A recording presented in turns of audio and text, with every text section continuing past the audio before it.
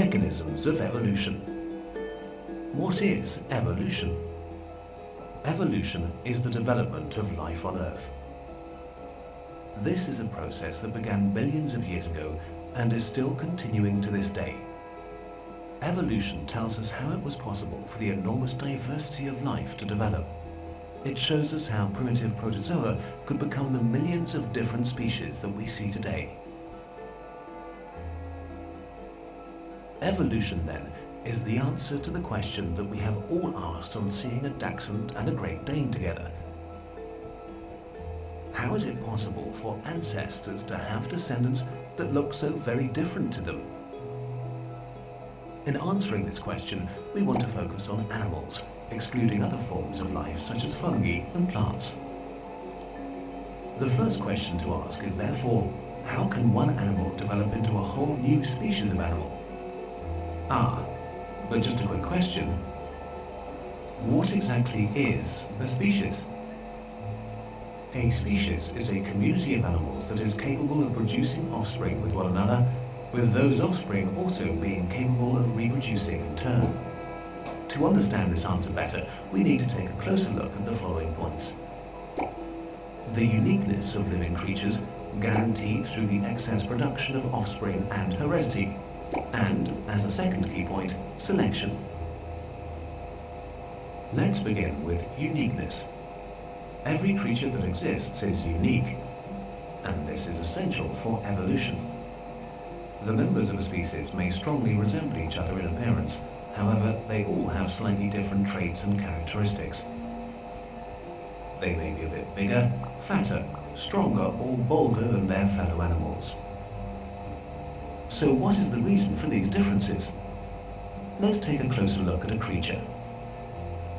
Every creature is made up of cells. These cells have a nucleus. The nucleus contains the chromosomes, and the chromosomes hold the DNA. DNA consists of different genes, and it's these genes that are life's information carriers. They contain instructions and orders for the cells and determine the characteristics and traits that living creatures have. And it's precisely this DNA that is unique to every creature. It's slightly different from individual to individual, which is why each has slightly different characteristics. But how is the enormous range of DNA created? One key factor is the excess production of offspring. In nature, we can observe that creatures generally produce far more offspring than is necessary for the survival of their species, with many offspring dying an early death as a result. Often there are even more offspring than the environment in which they live is able to support. This is one factor in increasing diversity within a species. The more offspring that are produced, the more little differences occur. And this is what nature wants, as many little differences as possible. The second major cause of the uniqueness of individuals occurs in heredity itself. By the way, heredity means the passing on of DNA to offspring. Two very interesting factors come into play in this process: recombination and mutation. Recombination is the random mixing of the DNA of two creatures.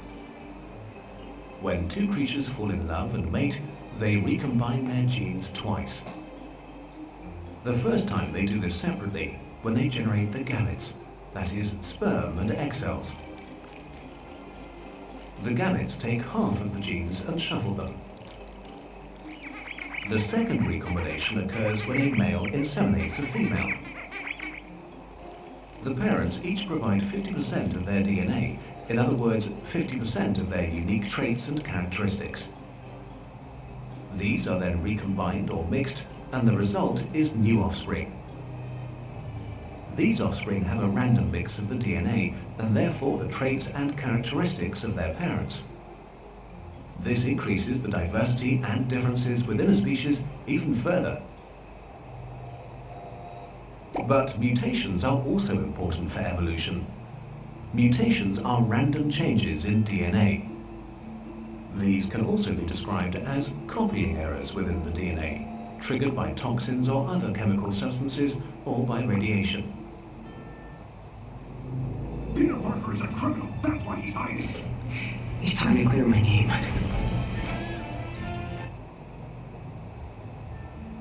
A mutation exists when a part of the DNA is altered. These changes are often negative and may result in illnesses such as cancer. However, they may also have neutral or positive effects, such as the blue eye color in humans, which is one such random mutation. In all cases, a mutation has to affect a gamete, that is a sperm or egg cell, because only the DNA in the gametes is passed on to the offspring. This is also the reason why we protect our sexual organs during X-rays, whilst other parts of the body are not at risk. In summary then, in the heredity process, creatures pass on their characteristics to their offspring in the form of DNA. Recombination and mutation change the DNA so that each child looks different to its siblings and receives a random mix of the characteristics of its parents. There's a key word here. Random. All of these processes are based on chance. Random recombination and mutations result in individuals with random mixes of traits and characteristics, which in turn mix these randomly and pass them on. But how can so much be down to chance when all living creatures are so perfectly adapted to their environment? For example, the stick insect, the hummingbird, and the frogfish. The answer is provided by the second key point, selection. Each individual is subjected to a process of natural selection. As we have learned, each individual is somewhat different to its fellows, and there is extensive variation within a species. Environmental influences have an effect on living creatures. These so-called selection factors include predators, parasites, animals of the same species, toxins, changes in habitat, or the climate. Selection is a process that each individual is subjected to. Every creature has a unique mix of traits and characteristics. This mix helps them to survive in their environment, or not, as the case may be. Anyone with an unsuitable mix will be selected from the environment. Those with the right mix survive and can pass on their enhanced traits and characteristics. This is why diversity is so important. This is why creatures make so much effort to produce offspring that are as different as possible. They increase the likelihood that at least one of their offspring passes nature's selection process. They maximize their chances of survival. A good example of this can be seen in a group of finches living on a remote island. They are some of the most famous animals in the world of science and are known as Darwin finches after their discoverer, Charles Darwin. And this is the story of those finches. A few hundred years ago, a small group of finches was blown onto the Galapagos Islands in the middle of the Pacific, probably by a big storm. The finches found themselves in an environment that was completely new to them, a real finch paradise, an abundance of food, and no predators. They reproduced rapidly and numerously. The islands were soon heaving with finches. This meant that food supplies became increasingly scarce. The finch paradise was threatened with famine, and finch friends became competitors. This is when selection intervened. Their individuality and small differences, in this case their slightly different beaks, meant that some of the birds were able to avoid competing with their fellow finches. The beaks of some of the finches were more suitable for digging for worms. Other finches were able to use their beaks better for cracking seeds. The finches consequently sought out ecological niches. In these niches, they were safe from excessive competition. They soon began to mate primarily with other finches that used the same niche. Over the course of many generations, these characteristics were enhanced, enabling the finches to exploit their niches successfully.